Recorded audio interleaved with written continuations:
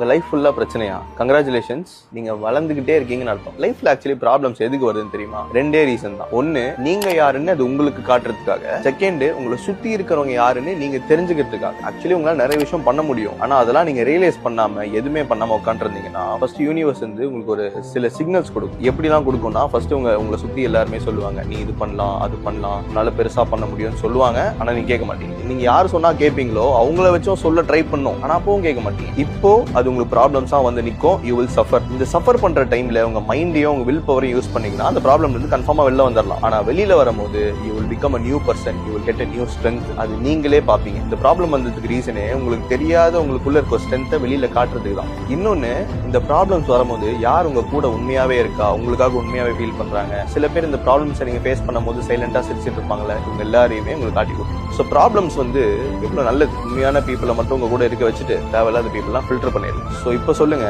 உங்களுக்கு வர பிரச்சனை எல்லாம் உங்களுக்கு கிடைச்ச ஒரு பிளெஸிங் தானே?